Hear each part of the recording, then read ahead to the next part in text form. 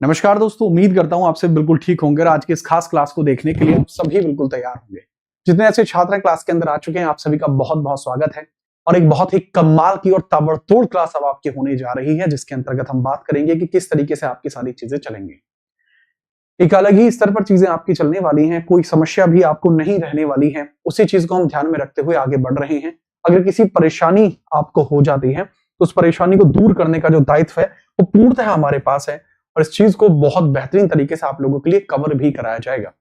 कोई और दिक्कत होती है तो चलिए उसके बारे में चर्चा कर लेते हैं। चलो स्टार्ट करते हैं पॉइंटर्स को हम स्टार्ट करते हैं बिना किसी परेशानी के। चलिए स्टार्ट करते हैं। तो यहां पर जो पॉइंटर्स आपके डिस्कस होने वाले हैं, कौन से पॉइंटर्स आपके यहाँ पर डिस्कस होने वाले हैं, फटाफट बताते हैं। चलिए अगर हम इसके अंतर्गत चर्चा करते हैं तो इस तरीके के पॉइंटर्स हैं। सर यूपी पुलिस और सब इंस्पेक्टर 2025 की ये क्लास आपकी चल रही है। एंशिएंट हिस्ट्री की आपकी एक क्लास है, प्राचीन इतिहास की एक क्लास है। विजयी भव सीरीज इस सीरीज का नाम है। तो विजयी भव सीरीज क्या है, पहले मैं हल्का सा इसके बारे में चर्चा करूंगा, फिर मैं इस चीज को आगे बढ़ाऊंगा। महोबा से एक बच्चा प्रणाम कर रहा है, प्रणाम को किया जाता है स्वीकार। तो ये है विजय भव क्लास। विजयी भव क्लास आपको यह देखने को मिल जाएगी। तो विजयी भव के बारे में अब हम चर्चा करने वाले हैं। तो चलिए पूर्णतः पूरे ध्यान से इसके अंदर चर्चा करते हैं। पूर्णतः पूरे ध्यान से इसके अंदर चर्चा करते हैं। विजयी भव क्लास हम यहाँ पे शुरू करते हैं। विजयी भव क्लास हम यहाँ पर स्टार्ट करते हैं बिना किसी परेशानी के। चलो, without any kind of further delay, without any kind of further issues, we are starting the class. जय भवानी क्लास को स्टार्ट कर रहे हैं।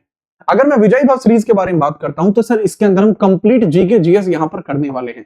कंप्लीट जीके जीएस हम यहां पर हम करने वाले हैं, जिस चीज के अंतर्गत हम देखेंगे कि सर यह आपके जितने भी एग्जामिनेशन ऐसे हैं जो 2026 और 2027 में आपको देखने को मिलेंगे, वो सारे के सारे एग्जाम इसके माध्यम से आपके क्लियर किए जा सकते हैं। यानी यूपी पुलिस, यूपीएसआई, इस तरीके के जितने भी एग्जाम्स हैं, या यूपी के अधीन कोई अन्य exam, other exam in Uttar Pradesh, other exam in UP, ये आपके कवर आपके यहां पर हो जाएंगे। वही चीजें अब यहां पे आपको क्लियर कराई जाने वाली हैं।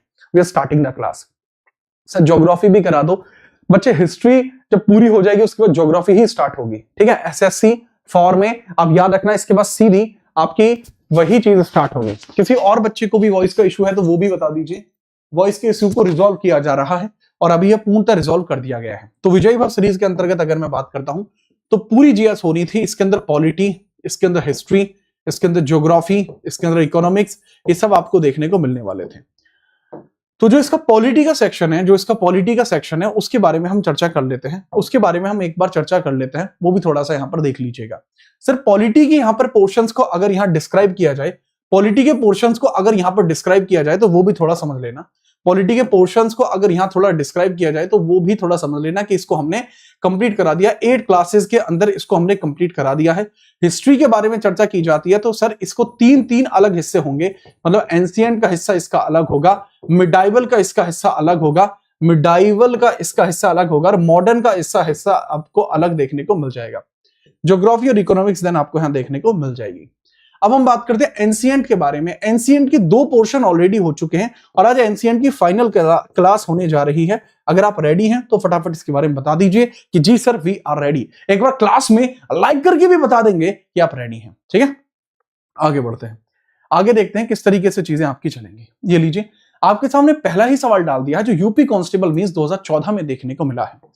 कमाल का सवाल है कि हड़प्पा स्थल धौलावीरा किस स्थापत्य विशेषता के लिए अद्वितीय रूप से जाना जाता है जो इसे अन्य सभी सिंधु घाटी स्थलों से अलग करती है।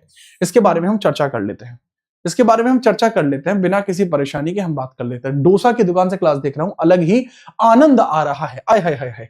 ट्रिपल फोर्टिफिकेशन सिस्टम, क्या हड़प्पा के धौलावीरा में ट्रिपल फोर्टिफिकेशन सिस्टम था?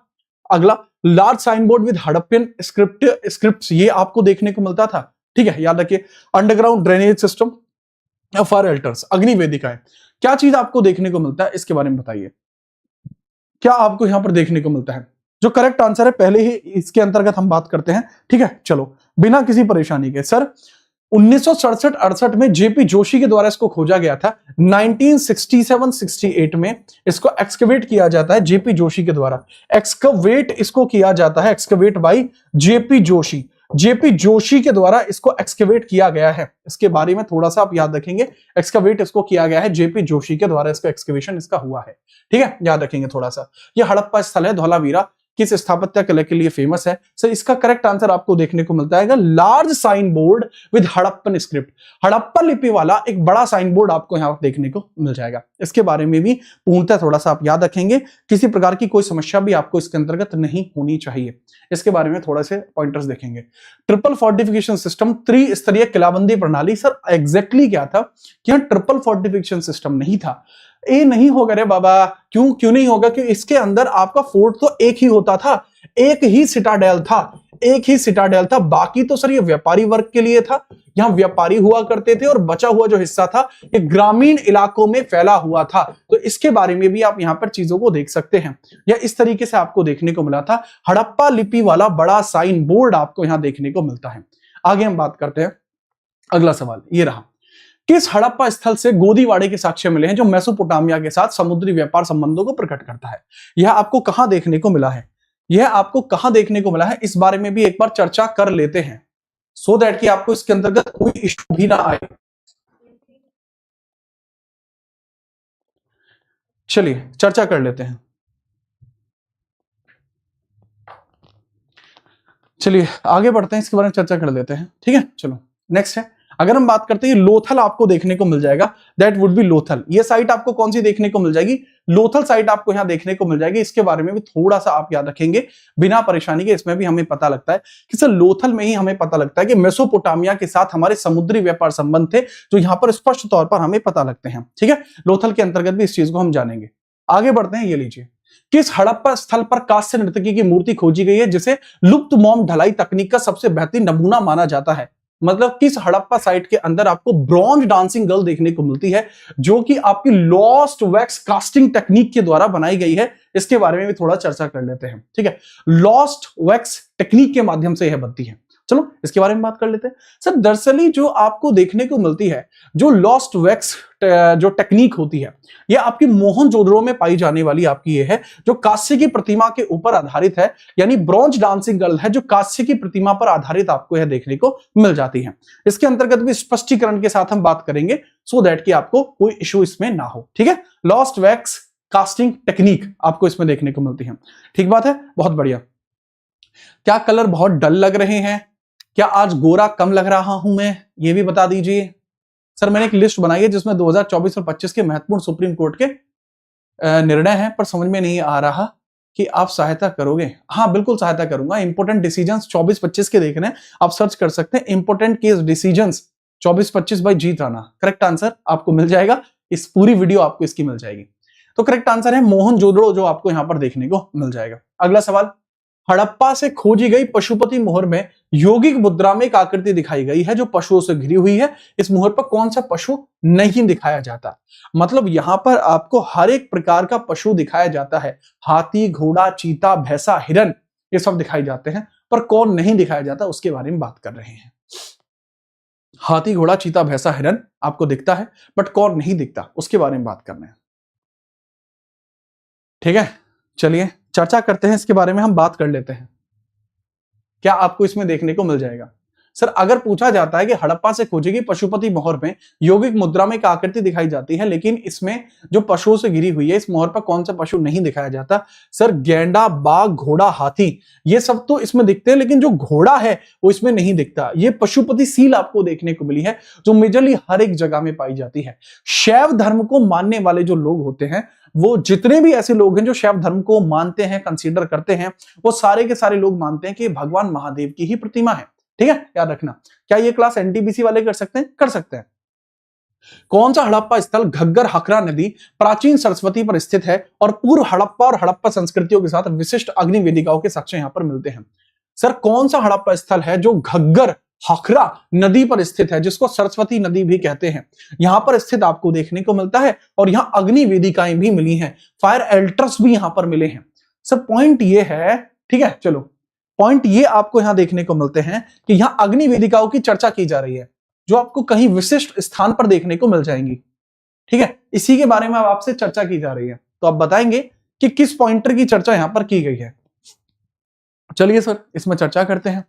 पॉइंटर आपको यह बताता है कि इसके अंदर जो पॉइंटर है वो आपको यह बताता है कि सर हड़प्पा स्थल जो घग्गर हकरा नदी पर आपको देखने को मिलता है, ये कालीबंगन आपको देखने को मिलेगा।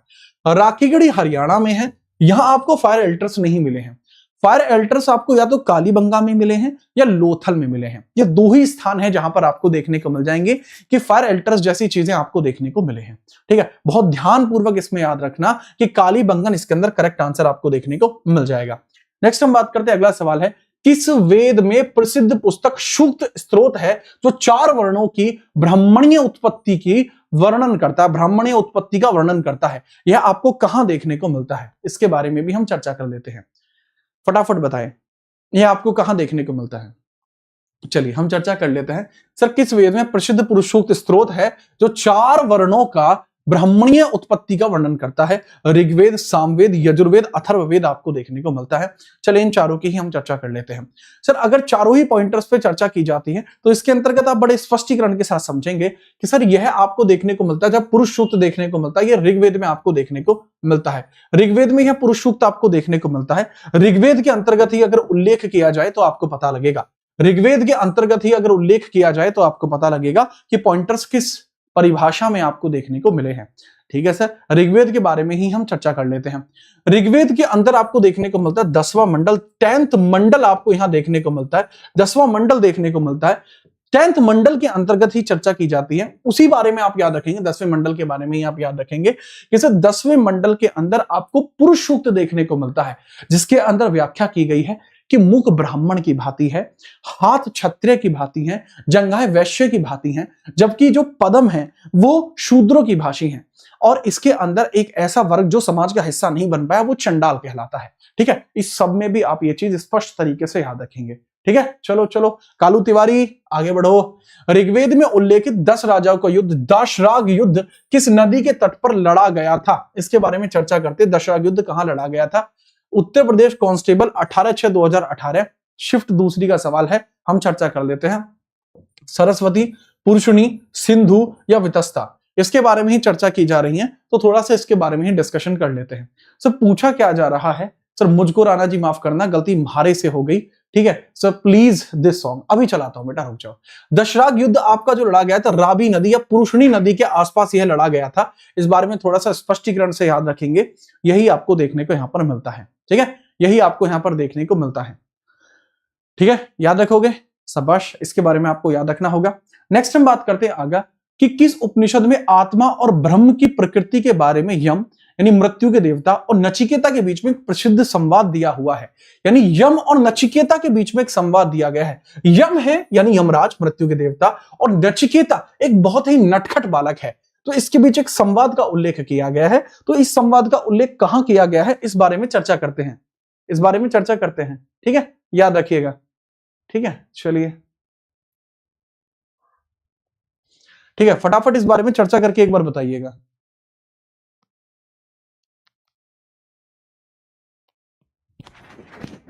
ठीक है, जरा इसके बारे में एक बार चर्चा करिएगा।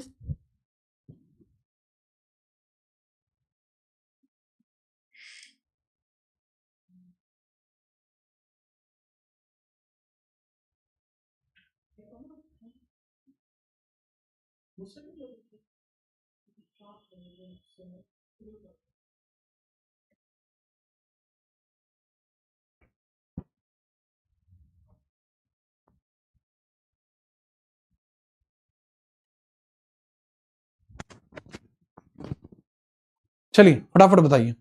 फिर ये आपको देखने को मिलता है कथा उपनिषद। ठीक है, हे प्रभु बाबू, ये कथा उपनिषद में आपको देखने को मिलता है। कथा उपनिषद के अंतर्गत ही बताया जाता है। श्रेष्ठ और प्रिय का देखो प्रसिद्ध विवेचना आपको देखने को मिलती है। यह कथा उपनिषद में आपको देखने को मिलता है, कठोपनिषद में आपको देखने को मिलता है। श्रेष्ठ और प्रिय की जो चर्चा है वो भी आपको यहीं देखने को मिल जाएगी।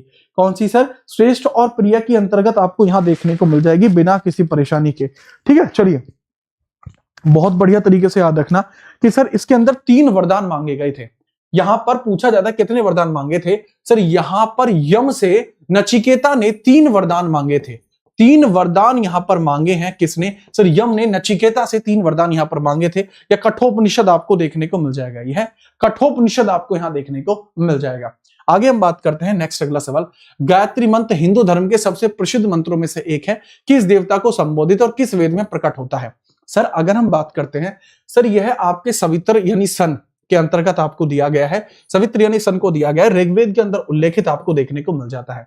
तो पॉइंट ऑफ अंडरस्टैंडिंग इसमें यही आती है कि सर यह आपको देखने को मिलता है क्या, गायत्री मंत्र ओम भूर्भुवस्सुः तस्य वितुर्वरेण्यं भर्गो देवस्य धीमहि धियो यो नः प्रचोदयात्, यह आपको देखने को मिलता है। और पूछा अगर ये जाता है, यह आपको सवित्र, सूर्य और ऋग्वेद के अंदर उल्लेखित है, थर्ड मंडल में आपको ये देखने को मिलता है। एक बच्चा कह रहा है सर एनटीपीसी के लिए नई सीरीज ले आओ। बच्चे मैं एनटीपीसी के लिए ऑलरेडी नई सीरीज ला चुका हूं। पूछा है वैदिक साहित्य में ऋत ब्रह्मण्य व्यवस्था की अवधारणा मुख्य रूप से किस देवता से जुड़ी हुई है? जो रत आपको देखने को मिलता है, रीता, जिसको कॉस्मिक ऑर्डर बोला जाता है, ये वैदिक ऑर्डर में किस भगवान से जुड़ती है? एक कॉस्मिक ऑर्डर देखा जाता है। ठीक है, चलिए ठीक है, बिना किसी परेशानी के आप बताएंगे कितने कॉस्मिक ऑर्डर्स के अंदर आपको ये देखने को मिलता है, किससे जुड़ती है। ठीक है, चलो। आदित्यों में सबसे प्रमुख उत्तर वैदिक काल के महान देवता, नाम है उनका वरुण। वरुण देवता से ही आपको देखने को मिलेगा कि रीत, कॉस्मिक ऑर्डर आपको देखने को मिलता है, जो प्राइमरली एसोसिएट होता है वरुण देवता से। अब इसी के अंतर्गत अगर हम स्पष्टीकरण करते हैं, जो बच्चा कह रहे हैं सर एनटीपीसी के लिए एक नई सीरीज ले आइए, बच्चे यहां पर आप आइएगा, ठीक है, बिना परेशानी के आप इस पर क्लिक करिएगा और बिना परेशानी के क्लिक के आप आइएगा यहां पर लाइव में और साथ में आइएगा वीडियोज में। तो ये जो सीरीज आप देख रहे हो, 3 घंटे पहले एनटीपीसी की वीडियो हमने डाली है, जिसके अंदर बेस्ट लेवल क्वेश्चन यहां कराए जा रहे हैं। मतलब क्वेश्चंस का लेवल आप खुद देख लेना किस लेवल के क्वेश्चंस हैं। आप ये वाले हिस्ट्री के क्वेश्चंस करके दिखा देना एनटीपीसी के। चलो मैं किसी भी एक क्वेश्चन पर रोकता हूं, आप उस सवाल को करके दिखा देना। चलो यही आप सवाल है, पूछा गया who among the following issued the earliest land grant of the Maitraka family in 502 C. 502वीं सेंचुरी के अंदर कौन सा ऐसा मैत्रक परिवार का राजा है? अच्छा, इसमें आंसर दे रखा है द्रोण सिंह। अगले सवाल की हम बात करते हैं, किसी भी सवाल का आप आंसर दे दो, 5वें नंबर के सवाल का आंसर दे दीजिए आप। ये भी मैंने बता रखा है, तुरंत ही बता दिया है। हाँ, ये मुझे बताएंगे माश की अशोक शिलालेख की खोज किसने की थी? बताओ, माश की अशोक शिलालेख की खोज किसने की थी? एनटीपीसी में 10/2025 ग्रेजुएट लेवल पे आया था, बहुत टफेस्ट क्वेश्चंस में से एक था। सर करेक्ट आंसर आपको देखने को मिलेगा इसमें, सी बडॉन के द्वारा यहां पर खोज की गई थी और ये 1915 में की गई थी। ठीक है, याद रखना। तगड़ी सवाल है, एनटीपीसी वाले बच्चे जरूर देखें, रेलवे वाले बच्चे जरूर देखें, बहुत बढ़िया सवाल आपको देखने को मिलेंगे। यहां पर हम बात करते हैं, देवता वरुण के बारे में बात हो चुकी है। कौटिल्य चाणक्य जी को श्रेय दिया गया है अर्थशास्त्र मौर्य साम्राज्य को विभिन्न प्रशासनिक इकाइयों में विभाजित करता है, सबसे छोटी इकाई को क्या कहा जाता है?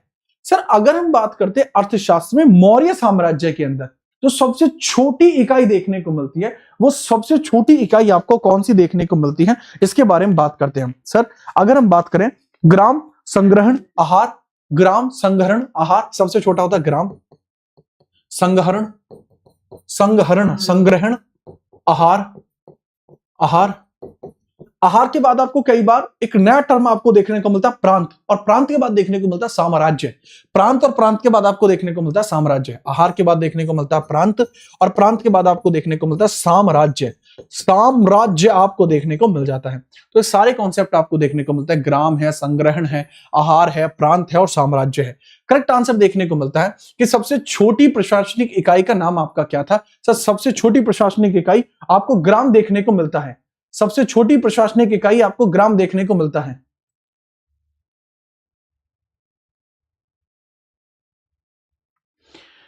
आगे हम चर्चा करते हैं 12वां अशोक का जो शिलालेख है, 13वें नंबर का जो शिलालेख है, उसके अनुसार अगर हम बात करें तो जो युद्ध आपको देखने को मिलता है 261 बीसीई के अंदर, जो बैटल आपको देखने को मिलता है, कलिंग बैटल आपको देखने को मिलता है। तो सर जी कलिंग बैटल के बारे में आप हमें बताइए कि सर कलिंग बैटल आपको जो यहां देखने को मिला है, यह आपको परिणाम बताता है युद्ध के लिए, जो आपको बताता है कि कितने लोग इसके अंतर्गत मारे गए थे, कितने लोग हैं जो इसके अंतर्गत मारे गए थे, उस बारे में आपसे पूछा जा रहा है। बढ़िया तरीके से बताइए कितने लोग इसमें मारे गए थे। सर इसमें 1 लाख लोग मारे गए, 1.5 लाख लोग इसमें निर्वासित हो गए यानी घायल हो गए, उनको बंदी बना लिया गया। तो यह आपको देखने को मिलता है बी। सर इसके अंदर 1 लाख लोग मारे गए थे और 1.5 लाख इसके अंदर आपके जो है अरेस्ट कर दिए गए थे, इसके बारे में यह चर्चा आपकी की गई है। ठीक है, बिना परेशानी के इसके अंतर्गत याद रखना। ठीक है, 261 बीसीई में लड़ा गया था, कलिंग का युद्ध था। ठीक है, अशोक सम्राट इसमें जीते थे। ठीक है, याद रखेंगे, बढ़िया। अगला सवाल है, चंद्रगुप्त मौर्य के शासनकाल में कौन सा यूनानी राजदूत मौर्य दरबार में आया था और भारतीय समाज का वर्णन करते हुए इंडिका लिखता है?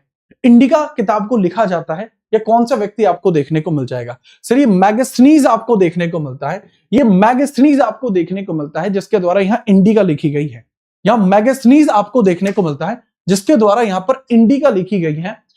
अगर हम बात करते हैं डाइमैक्स और डाइसोनियस, ये अशोक के दरबार में आए थे। इंडिका के अंदर 7 प्रकार के भारतीय समाज का वर्णन किया गया है जो आपको यहां देखने को मिल जाएगा। ठीक है, कमाल के कॉन्सेप्ट है ये भी। आगे हम बात करते हैं 14वां, लौरैया नंदनगढ़ का मौर्य स्तंभ अपने अखंड संरचना के लिए प्रसिद्ध है। अधिकांश अशोक स्तंभ किस एकल शिला खदान से तराशे गए हैं? तो मुझे बताएंगे कौन सी एकल खदान आपको देखने को मिलती है जहां से मेजरली अशोक के जो स्तंभ हैं उनको यहां पर एक्सकेवेट किया गया है। फटाफट बताइए कहां से इनको एक्सकेवेट किया गया है बिना किसी परेशानी के। सर 40 से 50 फीट ऊंचा, लगभग 50 टन वजनी आपको ये देखने को मिलता है। और यह आपको देखने को मिलता है चुनार से। चुनार जो वाराणसी के पास है, यहीं पर आपको ज्यादातर जो स्तंभ है वो यहीं से निकाले गए हैं और उनको अलग अलग स्थान पर भारत में डिपोर्ट किया गया है। उनको भारत में अलग अलग स्थान पर डिपोर्ट किया गया है, इसके बारे में आप याद रख सकते हैं। अगला सवाल ये रहा, the Barabar caves in Bihar dedicated to the Ajivika sect were patronized by which Mauryan ruler? Barabar की गुफाएं जो आपको देखने को मिलती हैं आजीवक संप्रदाय को, आजीवक संप्रदाय को यहां पर जो समर्थन मिलता है वो 2 अलग अलग वंशों से, मतलब 2 अलग अलग राजाओं से मिलता है। ठीक है, चलिए सर आजीवक संप्रदाय अगर हम बात करते हैं तो सर बिंदुसार, पहला पॉइंट आपको देखने को मिलता है बिंदुसार से, और दूसरा आपको देखने को मिलता है दशरथ।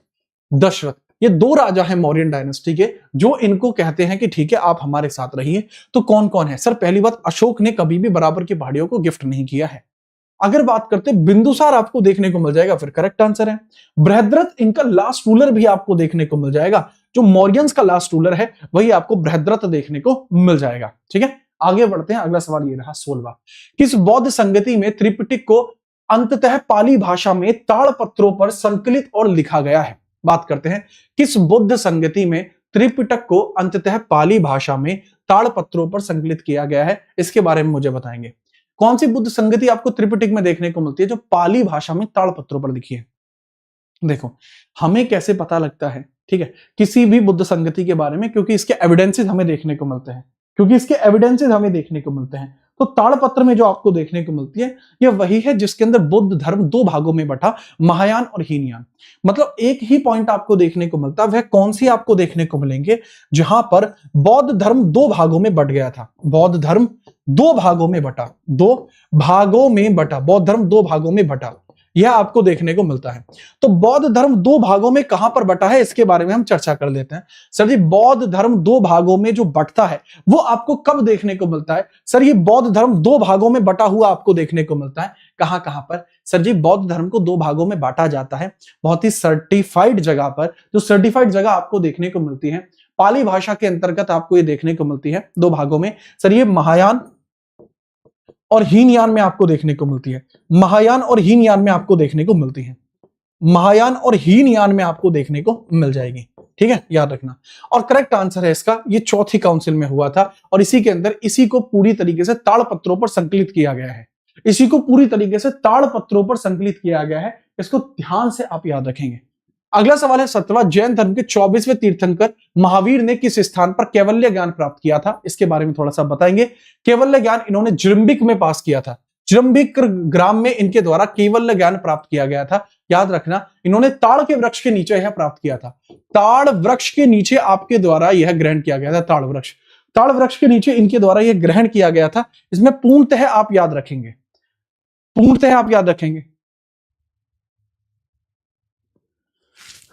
ठीक है। आगे हम बात करते हैं इसके बारे में, बढ़िया तरीके से आप याद रखना। 12 वर्षों की कठोर परीक्षा के अंतर्गत हम बात करते हैं। 12 वर्षों की कठोर परीक्षा परिश्रम के बाद, प्रतीक्षा के बाद यह प्राप्त हुआ था। ठीक है, चलो एक बच्चा कह रहा 16 का 333 होगा, 333 होगा। पाटलिपुत्र में नहीं जी, इसका आपका 2 भागों में बचा था। ठीक है, जो त्रिपिटक को अंततः पाली भाषा में जोड़ दिया गया था, इसके बारे में आपसे पूछा जा रहा है। ठीक है, याद रखिएगा। नहीं, आपको लगता है कि त्रिपिटक को यहां पर बनाया गया है, यहां नहीं बनाया, त्रिपिटक पहले ही है। ठीक है, एक बार फिर भी चलो इसको देख लेंगे, बट अभी के हिसाब से ही रखते हैं। नेक्स्ट हम देखते हैं प्रसिद्ध बौद्ध विद्वान नागार्जुन महायान बौद्ध के माध्यमिक स्कूल के संस्थापक किस मौर्य राजवंश से जुड़े हुए हैं? नागार्जुन के बारे में पूछा जा रहा है, यह आपके किस राजवंश से जुड़ते हैं? उत्तर राजवंश से आपको जुड़ते हुए देखने को मिल जाएंगे। तो प्रसिद्ध बौद्ध विद्वान है नागार्जुन। नागार्जुन किससे जुड़ते हैं, इनके बारे में आप बताइए। नागार्जुन किससे जुड़ते हैं, फटाफट से बताइए। ठीक है, याद रखिए सर, ये यज्ञश्री सातकर्णी के संबंध में आपको देखने को मिल जाएंगे। किससे? यज्ञश्री सातकर्णी से देखने को मिल जाएंगे। यज्ञश्री सातकर्णी से आपको देखने को मिल जाएंगे। यज्ञश्री सातकर्णी से आपको रिलेटेड देखने को मिल जाएंगे।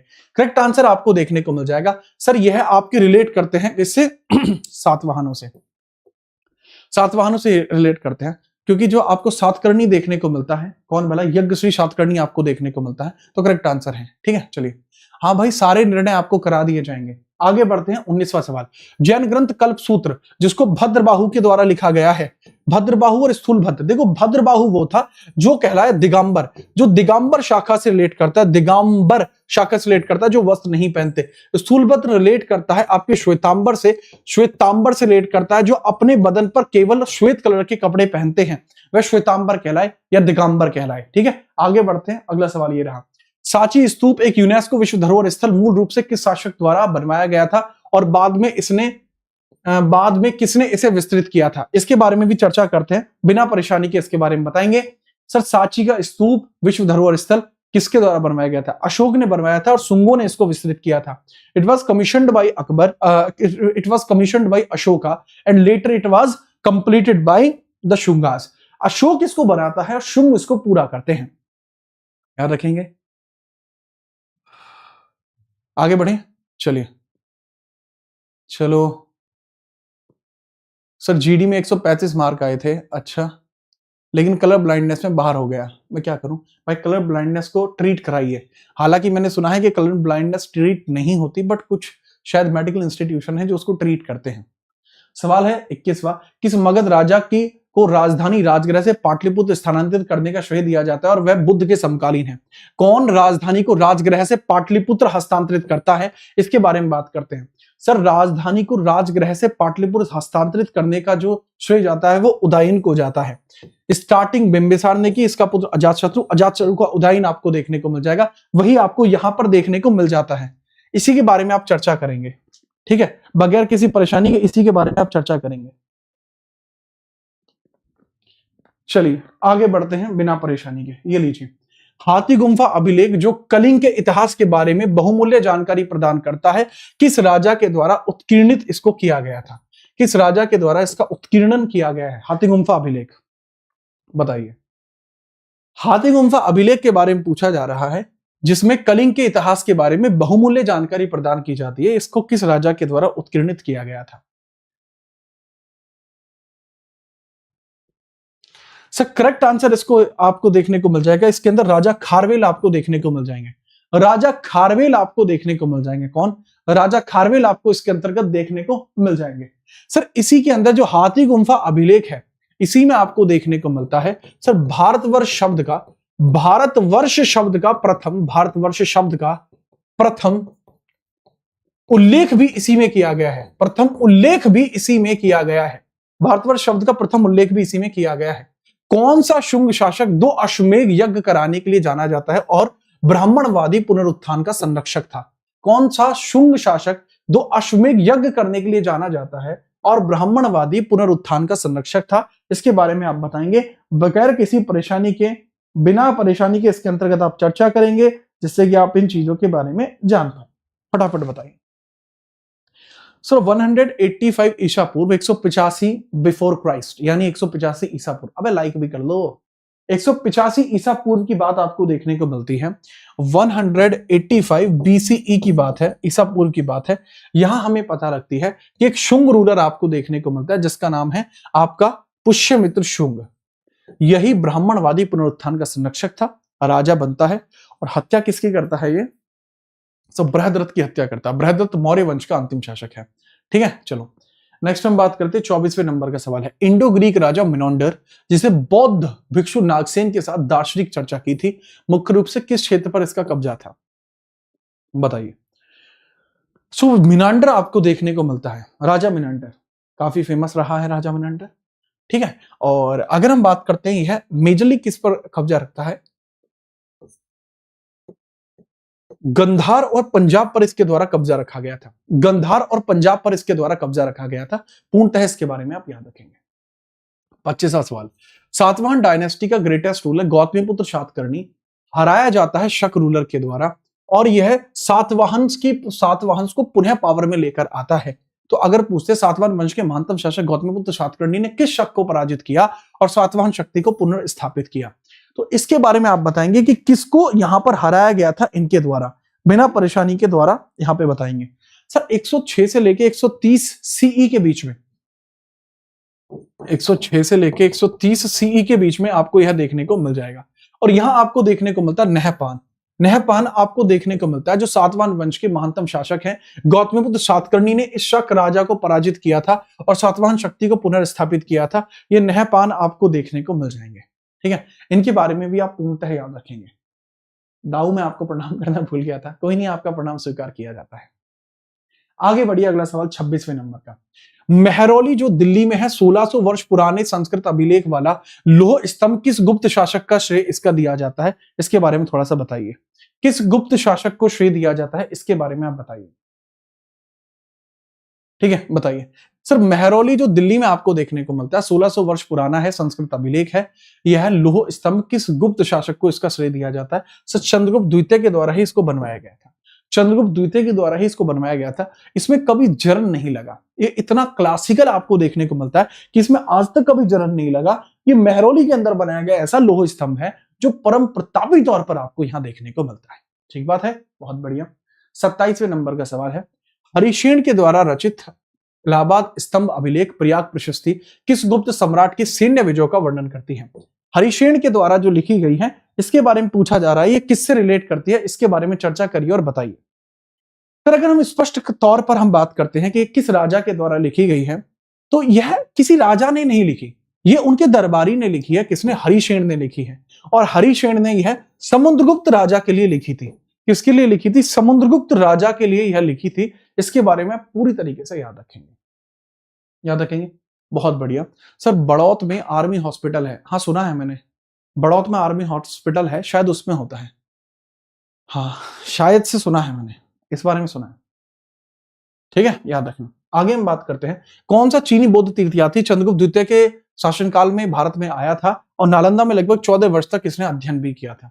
सर अगर हम बात करते हैं, फाहियान है वो, जो भारत के अंदर उस समय आया था। इसने दक्षिण भारत के अंतर्गत भी भ्रमण किया था। ठीक है, चलो बहुत बढ़िया। आगे हम बात करते हैं, एक बच्चा है जिसके नाम में व्लॉग लगा हुआ है, उसके द्वारा कुछ कमेंट की जा रही है, आप इग्नोर कीजिएगा।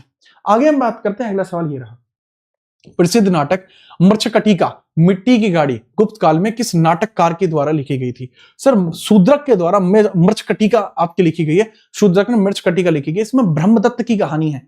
ब्रह्मदत्त एक गरीब ब्राह्मण है। इस प्रकार की पहली बार कभी कहानी ऐसी लिखी गई थी, मृच्छकटिका। अगर हम कालिदास की बात करते हैं तो इन्होंने रघुवंशम है, मेघदूतम है, अभिज्ञान शकुंतलम है, इनके द्वारा लिखी जाने वाली मजबूत मजबूत किताबें देखने को मिलती हैं। ठीक है, चलिए बिना किसी परेशानी के नेक्स्ट, वह गुप्त शासक जिसने हूण आक्रमण के विरुद्ध भारत की सफलतापूर्वक रक्षा की थी? सर वो स्कंदगुप्त आपको देखने को मिलता है। वह गुप्त शासक है जिसने हूण आक्रमणों के समय भारत की सफलतापूर्वक रक्षा की थी और सुदर्शन झील की मरम्मत करवाई थी। इसके बारे में हम बात करते हैं। आगे हम बात करते हैं, 31वें नंबर का सवाल है, 634 ईस्वी के ऐहोल अभिलेख जिसमें हर्षवर्धन पर विजय का उल्लेख है, यह किस चालुक्य रूलर के द्वारा जारी किया गया था? सर यह जो ऐहोल अभिलेख आपको देखने को मिलता है, इसको रवि कीर्ति के द्वारा लिखा गया है। इसको किसने लिखा है? सर रवि कीर्ति के द्वारा इसको लिखा गया है, रवि कीर्ति के द्वारा लिखा गया है। करेक्ट आंसर इसमें पुलकेशिन द्वितीय ही आपको देखने को मिल जाएगा। कौन? पुलकेशिन द्वितीय ही आपको देखने को मिल जाएगा, और पुलकेशिन द्वितीय के बारे में ही हम यहां पर चर्चा कर लेंगे। तो सर पुलकेशिन द्वितीय जो आपको देखने को मिलेगा, इसी के द्वारा कई राजाओं को पराजित किया गया था। जैसे इसने एक राजा को पराजित किया था, जैसे पुलकेशिन द्वितीय के द्वारा एक राजा को यहां पराजित किया गया था, जिसका नाम है महेंद्र वर्मन प्रथम, जिसका नाम है महेंद्र वर्मन आपको देखने को मिल जाएगा। दूसरा महेंद्र वर्मन के बाद आपको देखने को मिल जाएगा पुलकेशिन प्रथम के द्वारा महेंद्र वर्मन को पराजित किया गया था। साथ में हर्षवर्धन को भी पराजित किया गया था, हर्षवर्धन को भी पराजित किया गया था, दोनों को ही यहां पराजित किया गया था। दोनों के बारे में ही चर्चा की गई है। बाद में चल के महेंद्र वर्मन जो था पल्लव डायनेस्टी का था, इसका बेटा नरसिम्हा वर्मन वो आगे चलकर दोबारा आएगा और वह पुलकेशिन द्वितीय को हराएगा। तो पुलकेशिन द्वितीय को हराने वाला वो राजा था। ठीक है, हम गणपति का वंदन करके हर काम सफल कर लेते हैं। हम काट काट अंगूठा गुरुदेव के चरणों में धर देते हैं। अनुपम भाई, अंगूठा काटने की जरूरत नहीं है, आप ऑलरेडी एक अच्छे छात्र हैं। ठीक है, आगे हम बात करते हैं। अगला, एलोरा का प्रसिद्ध कैलाश मंदिर जो एक ही चट्टान से तराशा गया है, किस राष्ट्रकूट राजा के द्वारा बनाया गया है? सर, एलोरा का जो मंदिर है जो 16th केव में आपको देखने को मिलता है, क्योंकि एलोरा में जो पूरी गुफाएं हैं एलोरा में वो 34 केव्स है। 1 से लेके 12 तक आपको देखने को मिलती हैं बुद्धिज्म, 13 से लेके 29 हिंदुज्म, और आपकी 30 से लेके 34 जो केव आपको देखने को मिलती है, 30 से लेके 34वीं केव जो आपको देखने को मिलती है वो रिलेट करती है जो है आपकी जैनिज्म से। ठीक है, अब पॉइंट ये पूछा गया है ये किससे रिलेट करती है? कृष्ण प्रथम से रिलेट करती है। कृष्ण प्रथम से यह रिलेट करती है, इसके बारे में याद रखिएगा। अगला सवाल ये रहा, पाल राजा धर्मपाल ने प्रसिद्ध विक्रमशिला विश्वविद्यालय की स्थापना की थी, यह आधुनिक किस राज्य में स्थित था? पाल राज्य धर्मपाल, सर ये आपको देखने को मिलता है बिहार के अंदर। जो विक्रमशिला यूनिवर्सिटी है, हालांकि जब नालंदा यूनिवर्सिटी को तोड़ा गया था तब इस यूनिवर्सिटी को भी यहां पर तोड़ दिया गया था। जब यहां पर पाल राजा धर्मपाल के द्वारा विक्रमशिला को बनाया गया था तो इसने इसके लिए 30 गांवों को अनुदान में भी दिया था, नालंदा के लिए 300 गांवों को अनुदान में भी दिया था। ठीक है, आप इसके बारे में याद रखेंगे। अगला सवाल है, चोल राजा राज प्रथम ने तंजावुर में भव्य बृहदेश्वर मंदिर बनवाया, इस मंदिर की कौन सी अनूठी स्थापत्य विशेषता है? सर यह है दोपहर में बिना छाया का मंदिर है, दक्षिण भारत का सबसे ऊंचा विमान है, भूमिगत जलमार्ग इसमें नहीं है, रोटेटिंग रेटी प्लेटफॉर्म नहीं है। सर ये दक्षिण भारत का सबसे ऊंचा है, सबसे ऊंचा है, ग्रेफाइट का बना हुआ है, इसमें चिपकाने के लिए कुछ भी नहीं है, स्पष्ट तौर पर इसको पत्थरों के सांचों में ढाला गया है। ठीक है, तो इसके बारे में याद रखना। अगला सवाल है 35वां, कौन सा प्रतिहार राजा व्यापक सैन्य अभियान के लिए जाना जाता है? उसे आदि वराह, आदि सुअर नाम से भी जाना जाता है, प्रीमोरल बोअर भी कहा जाता है, आदि वराह। वैसे अगर मैं बात बताऊं, आदि वराह जो है यह भगवान विष्णु की उपाधि भी है, यह भगवान विष्णु के उपासकों के द्वारा इसको ग्रहण किया जाता था, भगवान विष्णु के उपासकों के द्वारा इसे ग्रहण किया जाता था। नागभट्ट प्रथम को फाउंडर माना जाता है, लेकिन अभी दिल्ली पुलिस के पेपर के अकॉर्डिंग फाउंडर मिहिर भोज को कह रहे हैं लोग। मैं अभी भी मानता हूं कि नागभट्ट प्रथम ही फाउंडर है। दूसरा पॉइंट है, मिहिर भोज वो राजा हैं जिनको आदि वराह की उपाधि यहां पर दी गई है, जिनको आदि वराह की उपाधि यहां पर दी गई है, इनके बारे में भी आप याद रखेंगे। ठीक है, याद रखिएगा। अगला सवाल है 36वां, महान संस्कृत कवि और नाटककार कालिदास का नाटक अभिज्ञान शकुंतलम किस प्राचीन ग्रंथ की कहानी पर आधारित है? तो बताएंगे। अभिज्ञान शकुंतलम आपको जो देखने को मिलता है या किस कहानी से रिलेटेड आपको देखने को मिलता है? अभिज्ञान शकुंतलम के बारे में चर्चा की जा रही है, तो फटाफट से आप बताएंगे अभिज्ञान शकुंतलम किससे रिलेट करता है? फटाफट से बताओ। सर आपको पता है शकुंतला जो आपको देखने को मिलती है, शकुंतला जिसकी राजा दुष्यंत से शादी होती है, आगे चलकर वही महाभारत बनी है, तो यहां पर याद रखना ये महाभारत से रिलेट करती है। दुष्यंत की और शकुंतला की शादी हो जाती है, किसकी? दुष्यंत की और शकुंतला की शादी हो जाती है, आगे चल के उन्हीं के वंश में भारत वंश आपको देखने को मिलता है, वही महाभारत से रिलेट होता हुआ आपको ये दिखाई देगा। इस बारे में आप स्पष्टतः याद रखेंगे, स्पष्टतः इस बारे में आप याद रखेंगे। ठीक है, याद रखिएगा। 37वें नंबर का सवाल है, जो आपको अष्टाध्यायी देखने को मिलती है जिसके अंदर 3959 सूत्र है, ये किस प्राचीन व्याकरण द्वारा रचित है? यानी सर ये लिखी किसने? बात करते हैं। पतंजलि ने महाभाष्य लिखा है, ठीक है, कात्यायन ने अष्टाम योग लिखा है, लेकिन पाणिनि के द्वारा लिखी गई है यहाँ पर अष्टाध्यायी। 8 अध्याय, 4 अध्याय, प्रत्येक 4 उपाध्याय आपको देखने को मिलते हैं, एक अध्याय में 4-4 भाग आपको देखने को मिल जाते हैं, ये भी इंपॉर्टेंट है। अगला सवाल 38वां, मिलिंद पन्हो मिलिंद के प्रश्न राजा मिनांडर और किस बौद्ध भिक्षु के बीच आपको देखने को मिलते हैं? नागसेन के बीच आपको देखने को मिलते हैं। नागसेन ने ही राजा मिनांडर को मिलिंद के प्रश्न यानी मिलिंद पन्हो पढ़ाया था। ये यूपी कांस्टेबल 2018 में शिफ्ट 2 के अंतर्गत आए हुए सवाल थे। ठीक है, आगे हम बात करते हैं। अगला सवाल ये रहा, प्रसिद्ध तमिल महाकाव्य शिल्पद्दिकारम पायल की कहानी किस कवि के द्वारा रचित आपकी ये देखने को मिल जाएगी?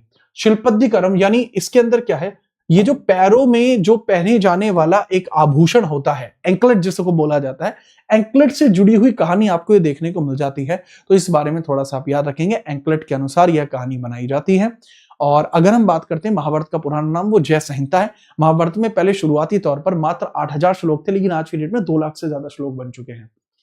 करेक्ट आंसर की बात करते हैं सर, इसको एलेंगो एडिगल के द्वारा लिखा गया है। इसको एलेंगो एडिगल के द्वारा लिखा गया है। इनके बारे में भी आप स्पष्ट तौर पर याद रखेंगे, स्पष्ट तौर पर आप याद रखेंगे बिना किसी परेशानी के। ये 2nd और 3rd सेंचुरी की आपको देखने को मिल जाएगी। द्वैताद्वैत यानी द्वैतवादी अद्वैतवादी दर्शन की अवधारणा किस वैदिक संत की आपको देखने को मिलती है? द्वैताद्वैत सर यह किसकी है, इसके बारे में आप मुझे बताएंगे। सर राधा कृष्ण की भक्ति के बारे में इन्होंने कहा था कि राधा और कृष्ण की भक्ति होनी चाहिए। ठीक है, राधा और कृष्ण की भक्ति आपकी होनी चाहिए। ठीक है, चलिए ठीक है, बताइए फटाफट से ये किसकी है? सर यह निम्बार्कचार्य के द्वारा लिखी गई है। निम्बार्कचार्य के द्वारा यह लिखी गई है। इसके बारे में आप स्पष्टीकरण थोड़ा सा देख लेंगे, ये निम्बार्कचार्य के द्वारा लिखी गई है। अगला सवाल है, गंधार कला शैली जो बुद्ध को चित्रित करने में ग्रीक रोमन प्रभाव दिखाती है, मुख्य रूप से किस राजवंश के अधीन फली फूली है? सर गंधार शैली कुषाणों के समय बहुत अच्छी फैली है। कुषाणों की 2 कैपिटल थी, एक थी मथुरा और एक थी पुरुषपुर। एक थी मथुरा, एक थी पुरुषपुर। तो आपको पता लगता है कि सर कुषाणों की शैली जो गंधार शैली है यह आपको देखने को मिलती है सर जो ग्रीक रोमन प्रभाव को दर्शाती है। सर यह गंधार शैली कुषाण के समय में देखने को मिलती है।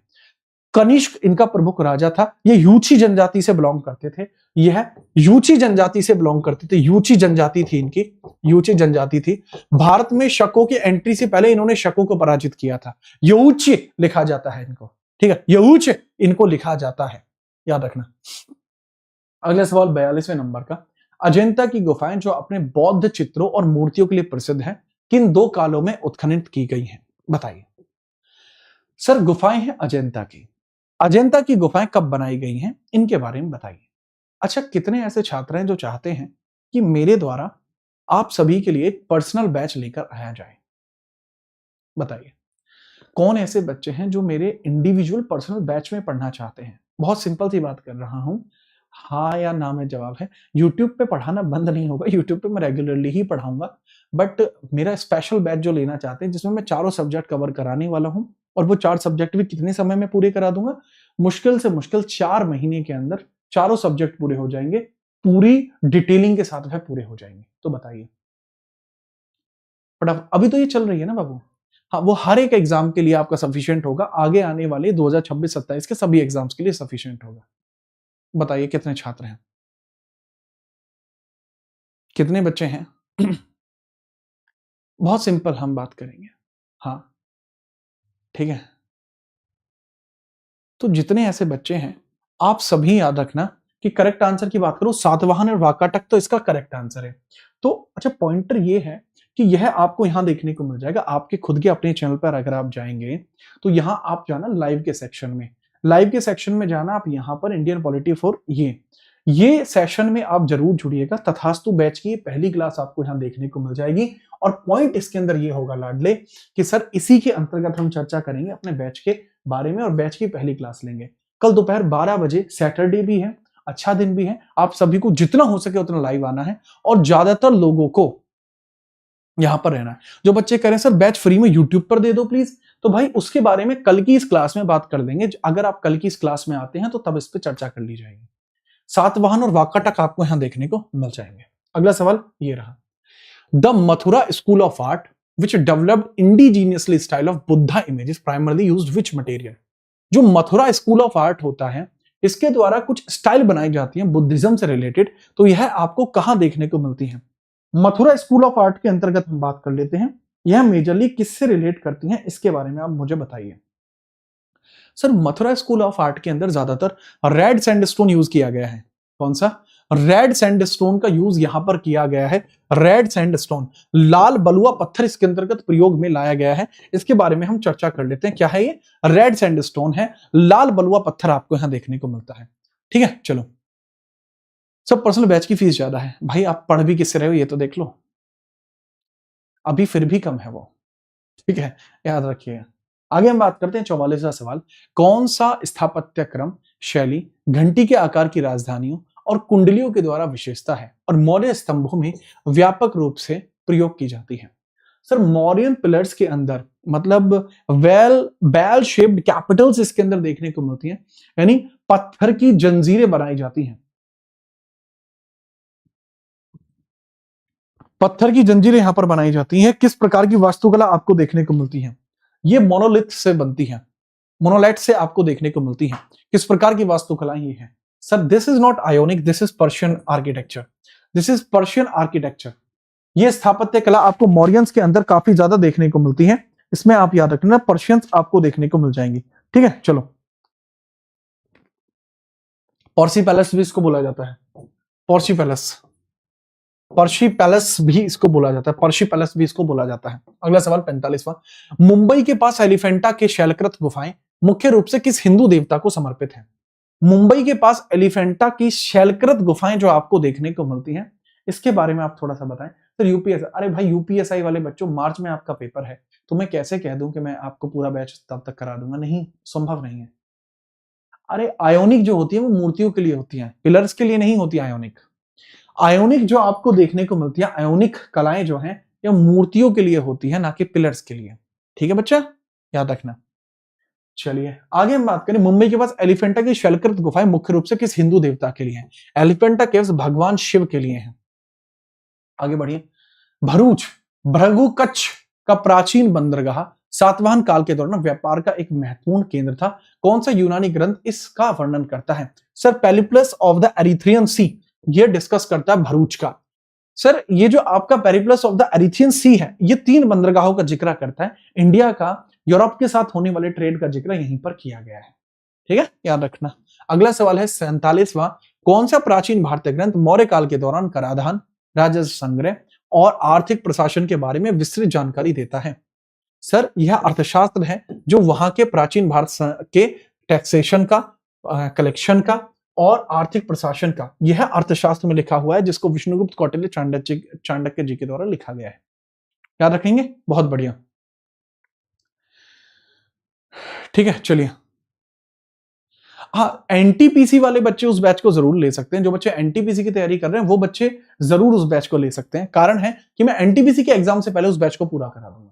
ये वादा रहा कि मैं एनटीपीसी के बैच से पहले पूरा करा दूंगा और उसी लेवल का कंटेंट उसमें मिलेगा।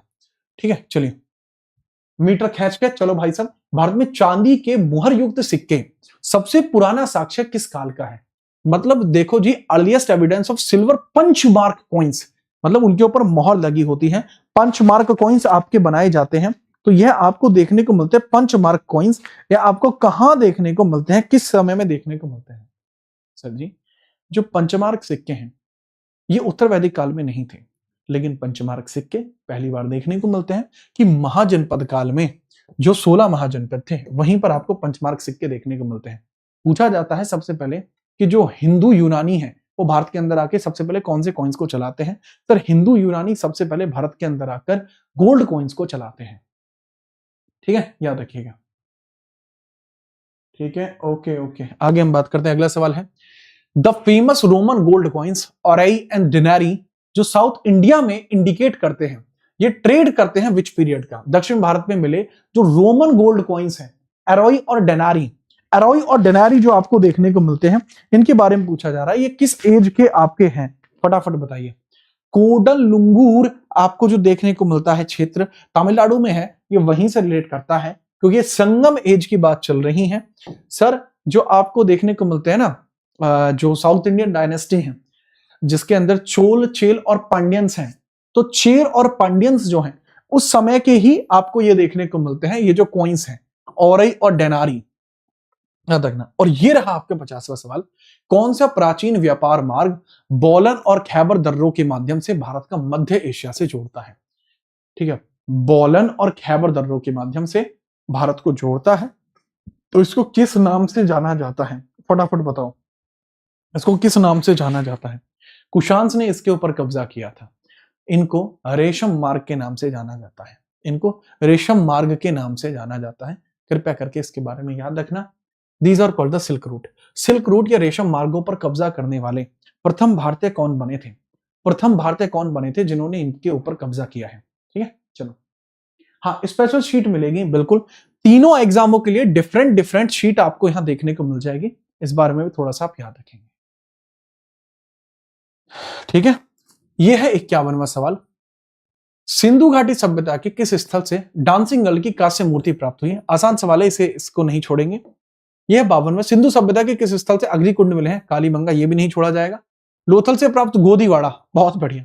ये डायमेंशन आपको बताने होंगे, कम से कम इसमें आपको थोड़ा सोचना तो पड़ेगा कि जो गोदीवाड़ा ऐसा है जो खोजा गया कहां पे? लोथल से, तो इसके डायमेंशंस बताइए।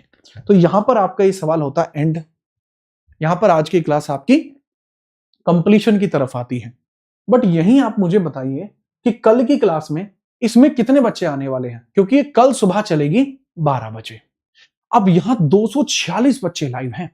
तो मैं एक बहुत विशेष बात चाहूंगा कि आप सबके सब छात्र मिलकर एक काम जरूर कर दें कि इस लाइक को 500 के आगे ले जाएं, जिससे कि जब क्लास स्टार्ट हो तो अच्छे खासे लाइक हो जाएं। आपसे विनम्र निवेदन है कि अभी जाकर इसके अंदर लाइक कर दे, जिससे कि ये लाइक 500 के ऊपर चली जाए। और दूसरा इंपॉर्टेंट बात बच्चे, यूपी पुलिस वाले बच्चे बेहतरीन तरीके से इस बैच को ले सकते हैं, क्योंकि इस बैच को मैं यूपी पुलिस से पहले तो ऑब्वियसली खत्म कर दूंगा। ठीक है, चलो। और दूसरा, यहां टॉप 50 क्वेश्चंस जो हैं यह भी आपके होने हैं आरआरबी एनटीपीसी के, इनको भी जाके देख लेना। ये बड़े अच्छे सवाल यहां पर मैंने कराए हैं। लाइक इसको भी कर देना, अच्छी वीडियो है ये। ठीक है, तो आज के लिए इतना ही रखेंगे, अब आपसे कल मिलेंगे। जय हिंद, वंदे मातरम।